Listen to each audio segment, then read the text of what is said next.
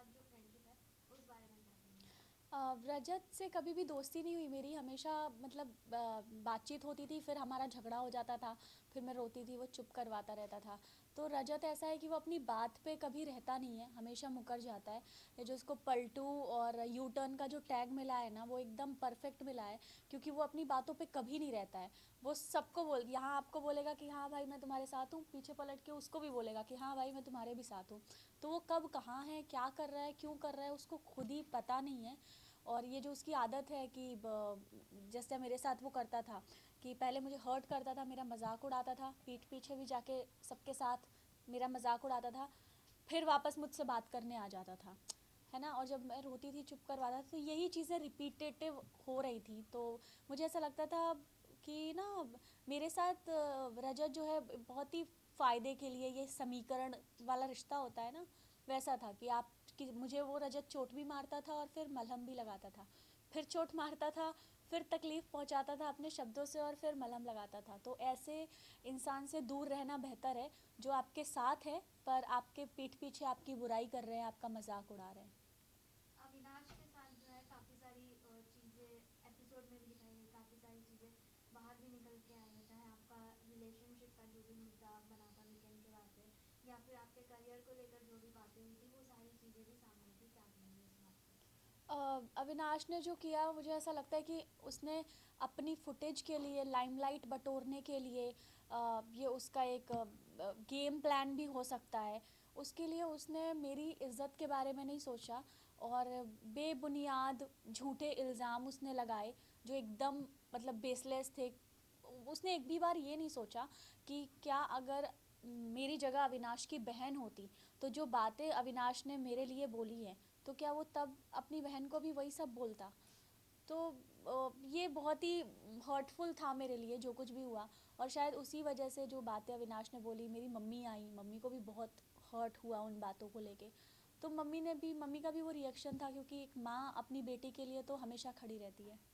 जहाँ पीठ पीछे बोलने की बात है तो करण ने भी आपके पीछे बहुत कुछ बोला है कि आपके आंसू मगरमच्छ पे है, फिर हम्म। आप लाइक आप एक्टिंग करके इतनी दूर हम्म। पहुंचे हो, उस पर आपको क्या कहना है?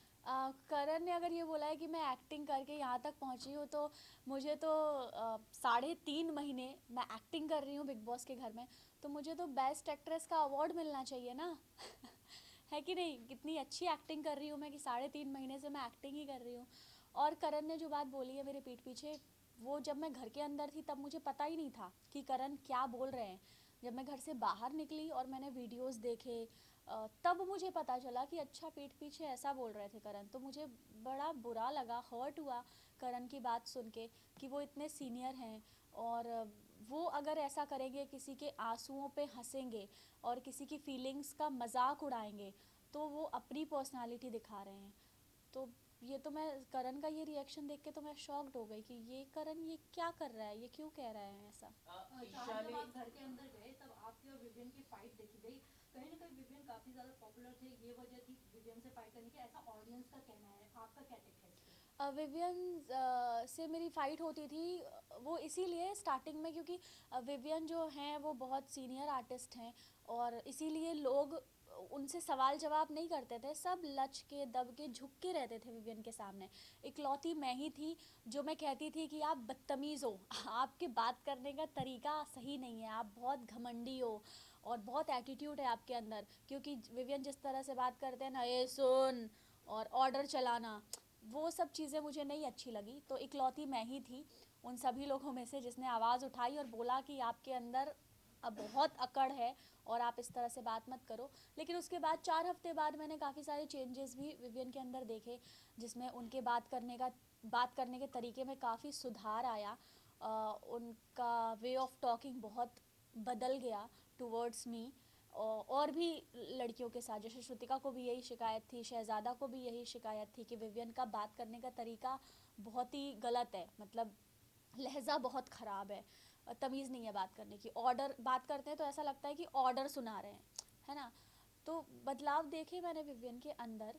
एंड विवियन की वाइफ के जाने के बाद तो मैंने विवियन में बहुत सारे चेंजेस देखे। नूरान जी और मैं, हम तो बहुत अच्छे दोस्त हैं, और नूरान जो बोलकर गई विवियन को मेरे लिए, तो विवियन का नज़रिया बदला। टुवर्ड्स मी, और उनकी वाइफ के जाने के बाद वो बहुत अच्छे से मुझसे बात करने लगे, मेरे साथ हंसी मजाक करते थे। एक टास्क था जिसमें वो कोट भी पहना रहे थे मुझे, शायद आपने देखा होगा। एंड तो बहुत बदलाव मुझे विवियन के अंदर देखने मिले मेरे प्रति उनकी वाइफ के जाने के बाद। तो मुझे ये सोच के अच्छा लगा कि अगर उनकी वाइफ ने उन्हें कुछ समझाया है या बोला है कि चाहत के साथ आप इस तरह से बर्ताव मत करो, तो वो चीज़ विवियन ने समझी और उसको अप्लाई किया, तो ये बहुत अच्छी बात है। बदलाव तो रजत के अंदर भी देखने को मिले। जब स्टार्टिंग में आपने उनका हाथ टच किया था तो उन्होंने मना कर दिया था, फिर बाद में आप लोग कपल डांस करते हुए नजर आए। इस वो बदलाव काफी को क्या वायरल कहना हुआ चाहेंगे? आपका हाँ, डांस। वो एक वैसलीन का प्रमोशन था मेरा और रजत का। तो वो बिग बॉस की तरफ से हमें दिया गया था, तो इसीलिए हम दोनों, और मैंने ही सिखाया था उसको डांस, और हम जीते भी थे।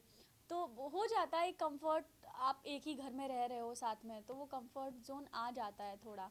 तो रजत के नेचर में भी काफ़ी चेंजेस थे। पहले वो बहुत ज़्यादा गुस्सा करता था, छोटी छोटी बातों पे भड़क जाता था। फिर वो थोड़ा काम हुआ, उसने रिएक्ट करना थोड़ा कम किया। पर कुछ चीज़ें हैं जो कि मैंने बताई जो कि मुझे रजत की बिल्कुल पसंद नहीं है। बट चाहत आपने जो लास्ट आपका ये था टास्क आपने कट जो था काटने वाला, उसके अंदर आपने रिश्ते रजत के साथ ही काट काटे, बट बाहर आके राहत मूवमेंट नजर आ सकता है फैंस को कभी? रजत ना कभी मेरा दोस्त था और ना ही बन सकता है, ना मैंने उसको कभी रजत भाई बोला है ना। तो भाई भी मैंने रजत भाई कभी करके उसको बोला नहीं। तो मुझे ऐसा लगता, मम्मी जी ने तो बोला दोस्त है ना। क्या नहीं है दोस्त, वो दोस्त बनने के लायक ही नहीं है, क्योंकि उस इंसान पे भरोसा ही नहीं किया जा सकता। जो इंसान अपने शब्दों पे नहीं रह सकता, जिस पे हम ट्रस्ट नहीं कर सकते, उससे हम दोस्ती कैसे करेंगे? तो मुझे नहीं लगता मेरा रजत की कभी दोस्ती हो सकती है, क्योंकि वो पलटू है। चाहत आपसे ये जानना चाहेंगे कि टिकट टू फिनाले कौन डिजर्व नहीं करता, जो भी टॉप 7 इस वक्त घर में मौजूद है, क्या लगता है आपको? मुझे लगता है ईशा बिल्कुल भी डिज़र्व नहीं करती है, क्योंकि अगर अविनाश को हटा दिया जाए तो ईशा का उस घर में कोई वजूद नहीं है। अविनाश की उंगली पकड़ के, उसके कंधे के सहारे, अविनाश के सपोर्ट से वो यहाँ तक पहुँची हैं। तो मुझे लगता है वो बिल्कुल डिज़र्व नहीं करती। शायद बहुत पहले ही उनको बाहर हो जाना चाहिए ऐसा था। लग रहा था कि अविनाश से आप जब भी आप बात करने जाते तो ईशा को काफी जेलस होती थी। आपको अंदर महसूस हुआ इसके बारे में? जब भी वो आपसे बात करने आता था तो चुगली गैंग को काफी परेशानी होती थी। होती होगी परेशान।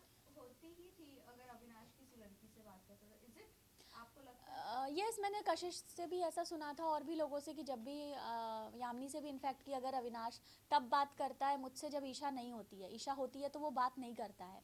तो आई डोंट नो क्यों अविनाश ऐसे डर डर के रह रहा था। उसको खुल के रहना चाहिए था। जब कुछ नहीं है तो बात करने में कुछ बुराई नहीं है किसी से। तो हो सकता है ईशा हैं ऐसी कि उनको नहीं पसंद कि ये कहीं और चला जाए। ईशा ने ये भी कहा था कि आरफिन के साथ आपका कनेक्शन चल रहा है। जब आपको ये बात पता चला होगा तो क्या होगा? क्या उन्होंने देखो, माफी भी मांग ली है कल। हाँ, मुझे पता चला ईशा ने माफ़ी मांगी, और ईशा को अपनी गलती का रियलाइजेशन है कि आरफिन जी और मुझे लेके जो बात उन्होंने कही थी, उन्होंने सबके सामने माफ़ी मांगी। तो अच्छी बात है। लेकिन मैं यही कहना चाहूँगी कि आप सामने सामने बहुत अच्छे अच्छे बनते हो, कि आप बहुत प्यारे हो, आप बहुत स्वीट हो, और पीठ पीछे आप बुराई करते हो, जिसकी वजह से आपको नाम मिला है चुगली चाची, ईवल ईशा। तो ये सारे नाम आप डिज़र्व करते हो, क्योंकि ईशा तो उन्होंने खुद ने दिया अपने आप को। खुद नहीं दिया है। आई थिंक ये आरफीन जी ने पहली बार बोला था शायद। तो नहीं, उन्होंने खुद ने ही बोला था। ईशा, ओ माय गॉड, तब तो बहुत अच्छा नाम दिया है, अपना नामकरण अच्छा किया है उन्होंने। तो यही कहती हूँ मैं कि आप ये सब करना बंद कर दो, क्योंकि ऑडियंस जो है वो दोनों साइड देख रही है। पता चलता है कि आप सामने सबके अच्छे अच्छे हो, प्यारे प्यारे से, और पीठ पीछे आप इंसल्ट कर रहे हो, आप बुराइयाँ कर रहे हो। तो ये चीज़ आप मत दिखाओ अपनी। टॉप 3 में किसको देखना चाहते हैं? टॉप 3 में आप किसको निकालना चाहते हैं? टॉप 3 में मैं देखना चाहती हूँ गेम पॉइंट ऑफ व्यू से करण, विवियन एंड जो। और जो चाहत, वो जो एक केक के साथ आपका फोटो, जिससे पूरा एकदम आपके लव लाइफ को उछाला जाता है, मतलब पता नहीं आपका कोई बॉयफ्रेंड पार्टनर है भी नहीं, बट नेशनल टीवी पे तो भी आपकी वो पर्सनल लाइफ दिखाई गई। बट हम ये जानना चाहते हैं वो जो केक का था, अगर उसकी बैक स्टोरी आप बता सके, क्या थी वो? देखिए, वो नथ मैंने 3 साल किया है शो, और वो मेरे सेट का ही फ़ोटो है। और सेट पे कितने फैंस हमें बुकेज भेजते हैं, केक भेजते हैं। हर दूसरे तीसरे दिन किसी का बर्थडे होता है, क्योंकि हमारी यूनिट इतनी बड़ी होती है। किसी की एनिवर्सरी हो रही होती है, कभी सेट पे भी सेलिब्रेशन होता है तो उसके कुछ केक्स आते हैं, तो बस ऐसे मेरी एक फ़ोटो है और पीछे केक रखा है, उससे कोई कैसे जोड़ सकता है? तो वो केक की यही कहानी है कि वो सेट पे ही किसी का आया था केक। अब And what about Gujarati boyfriend? I don't know कौन है भाई। गुजराती है जिसको आप हीरो कहते हैं, जिससे हीरो वो तो सलमान सर ने सेकंड डे नाम लिया मानस का। मानस नहीं है, दूसरा कोई। क्या नहीं, पर सलमान सर ने सेकंड डे मानस का नाम लिया। और मानस ने फिर मुझे बाहर आके पता चला कि एक्चुअली मानस ने मीडिया के सामने आके क्लियर किया कि ऐसा कुछ नहीं है। और मुझे तो बेचारे मानस पे दया आ रही है कि मेरी वजह से बेमतलब उस बेचारे का नाम भी जुड़ गया। पर मानस जैसा दोस्त भगवान सबको दे कि उसने मेरे लिए आके एक क्लैरिटी रखी, इतने गट्स हैं उसमें कि आके उसने क्लियर किया कि नहीं भाई ऐसा नहीं है। उनको अपने लिए प्रॉब्लम नहीं थी, उनको ये था कि एक लड़की की इज्जत खराब है। हाँ, तो वही मैं कह रही हूँ कि ही इज़ जेंटलमैन। एंड मानस के साथ मैंने काम किया है और वो इतना अच्छा है, तभी तो मैं कह रही हूँ मैं अंदर थी, मुझे पता भी नहीं कि बाहर चल क्या रहा है, पर मानस ने कितने अच्छे से क्लैरिटी के साथ सारी चीज़ें क्लियर की, ये बहुत बड़ी बात है ना। So I respect him a lot. And मतलब ही इज़ जेंटलमैन, मतलब ऐसा दोस्त हो तो मानस जैसा। ऐसी खबरें आई थी कि आपने होस्ट किया था पार्टी। क्या बाहर आने के बाद बाहर आने के बाद का पता नहीं। हाँ, मैंने उसको ऑब्वियसली थैंक यू बोला कि थैंक यू सो मच यार, तुमने मेरा इतना सपोर्ट किया।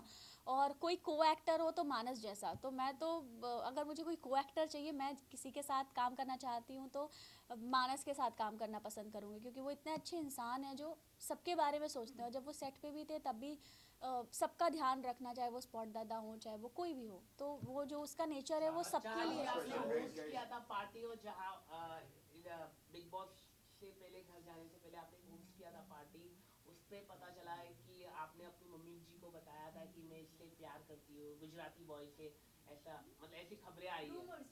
रूमर्स मतलब ऐसी खबरें आई पार्टी में है। आपने इंट्रोड्यूस नो पार्टी में इंट्रोड्यूस किया है आपने। कोई इवन अविनाश ने भी टेलीविजन में कहा है कि चाहत ने भी बात करवाई है और उन्होंने फोन पे बात की की है।